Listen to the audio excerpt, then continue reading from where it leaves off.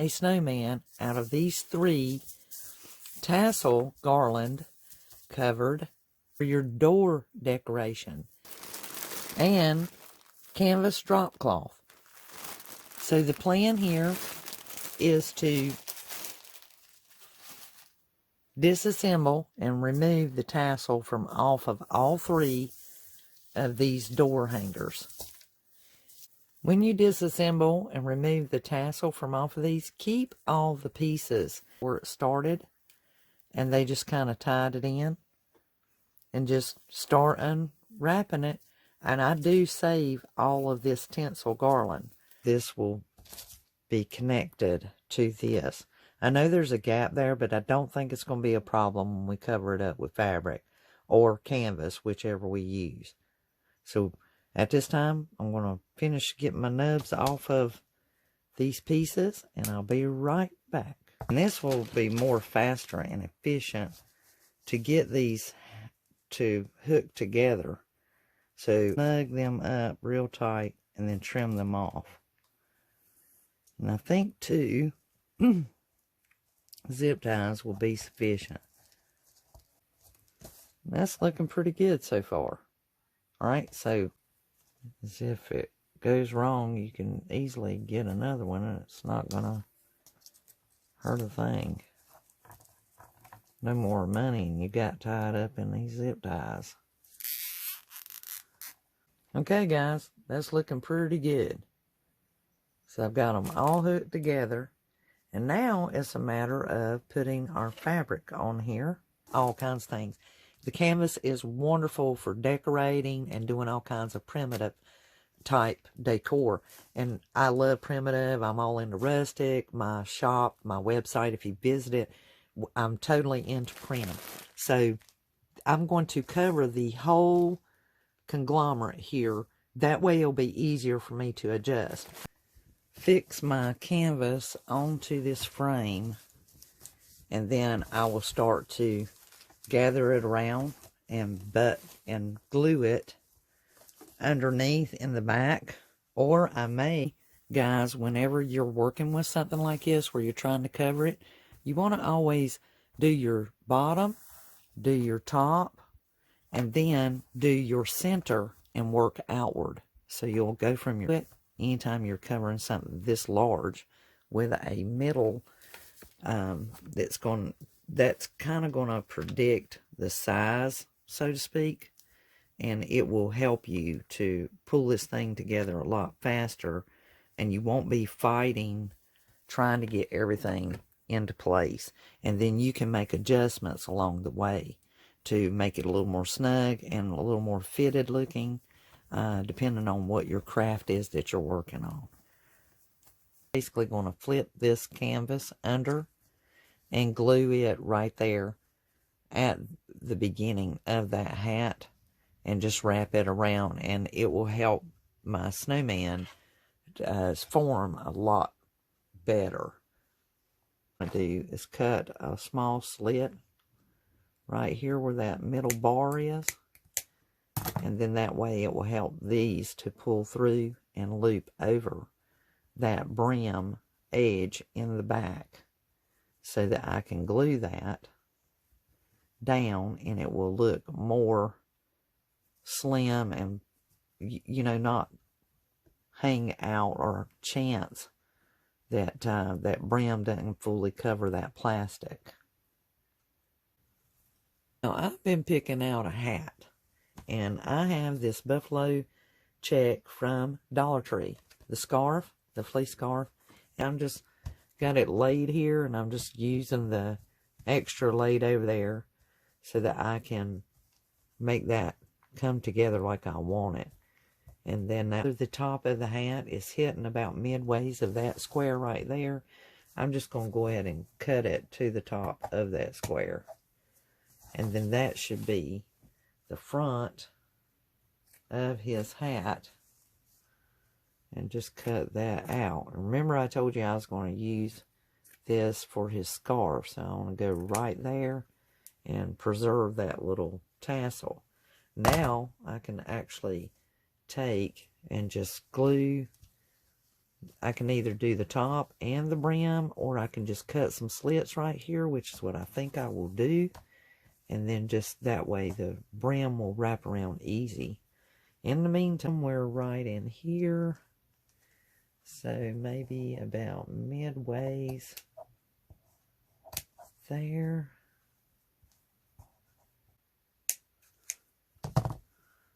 And now I can just kind of glue that down and wrap that around.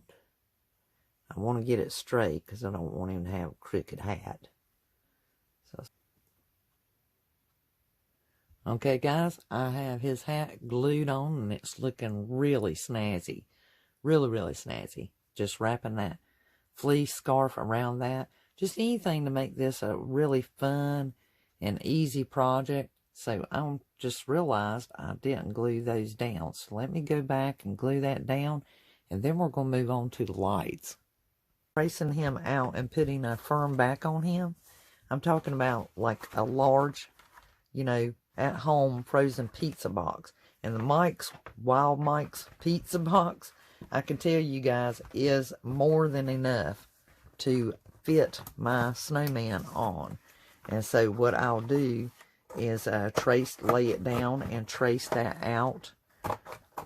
And then that way I can go ahead and glue this to the back side of my snowman.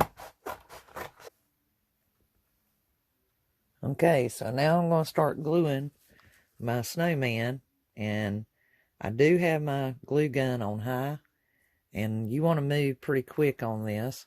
Some ice cream sticks right here where these meet, and along here, just to give it some added support so that I can ensure that when my battery pack is glued to the back, or if this is hanging up on a door or somewhere, that it will have that extra hold that it needs to stay in place and be stiff. So, and just meet that fabric over to the fabric. See, just like that. And then you'll just begin wrapping your burlap around the cord. And do that until you get to the end. If you run out of your wrapping fabric, then you'll just attach another piece to it and continue. Just do not glue it directly to your lights, and just keep wrapping it and looping it. And there's no perfect way. It's just a matter of covering up the color of the cord so that it matches. And usually you could rewrap these lights at another time if you're changing out your decoration or your decor and you just want to rework what you got. And it would just take just a moment to slide that off and put you something else on it. So I'm going to keep my lights on. And I always do that, and I always recommend that you do that. It helps with placement, and it gives you a very small amount, and that will help that wire to come on. And this is going to be a slow moving progress, but a necessary one. So just then, when you get right here in this dip area, you're just going to allow the fabric to kind of do the work for you. And so you'll just put just a little bit in that groove, and takes good hold. And then you'll be ready to, pretty much you're going to do this part of the cord here before you do the light part, and get on it to illuminate the outside. You do have the option of leaving it straight out like this, turning it in, turning it out, letting it stick up.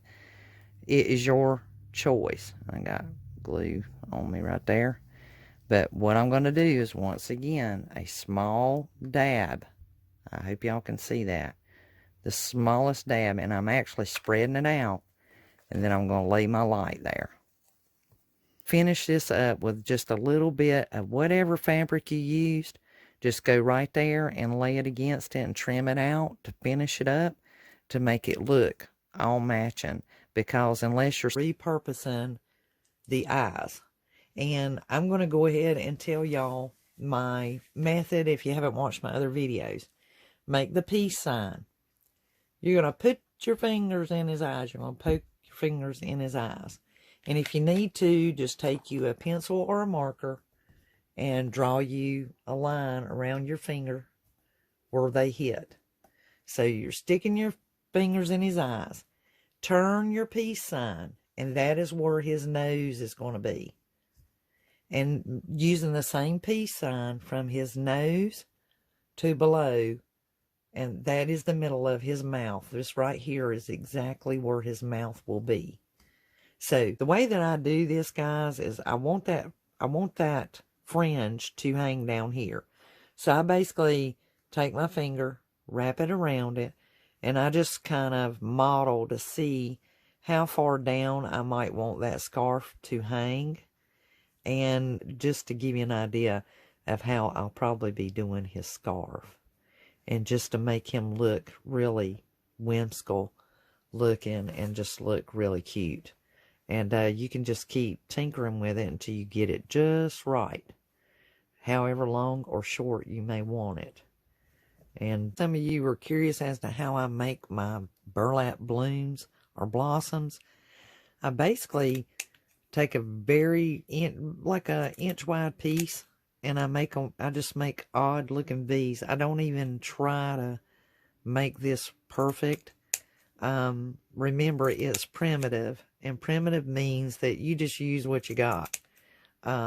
If you're really being old-fashioned about it, like, excuse me, I was raised on a farm, and you used up everything you had, and you just, like, made it with everything that you had and made it old-fashioned. So, even if you have one that's odd like that, but you have one that's a little bit better, that's what you do. You just make you some little petals. And this one, of course, has 4 petals. And so if you needed to cover up one that didn't turn out so great, or, you know, it ain't so perfect, you can do one like that and put it on there to where it's just a little brooch looking piece, and just glue it down, and that's it. You don't have to be fancy, or per se, or you can turn them just like that. It's whatever suits you to make it look cute. Also, let me go over the buttons. Buttons from Dollar Tree, of course, it's going to be a rare if you find 2 alike, 3 alike. It's very rare. Don't overthink it. Have fun with it. Just take them and put them on it. Look, I have a green one. These are like a 2 different blues. This is a black one that's actually got a place missing out of it, and the black here. Remember what I told you. Primitive is just that. It's using what you have and making it look pretty. That's why the little baby dolls and stuff look kind of ugly looking. That just didn't get glued down good. Just wipe off the difference. Just put a little glue there. We are getting close to the end here. And guys, I really appreciate it. If you like my videos, I certainly hope that if you haven't subscribed by now, that you will. And follow me. That if you were worried about your box sliding too far down in there or getting lost down in it and pulling on the wire, just do like I did. When I cut that piece out, I also took the same piece and cut it and bent it and glued this side next to the cardboard. This piece it really didn't hurt it at all. It sat there very well, and I moved it around, and, you know, I've picked it up, and I've been toting it and doing various things, and it didn't go anywhere. But just if you wanted some of it's not falling out, I'm not worried about it going inward because it's only got so much wire and it's glued pretty good. It's not going anywhere. And I've got my scarf going here. And like, okay, let's try a little bit of truffle on here.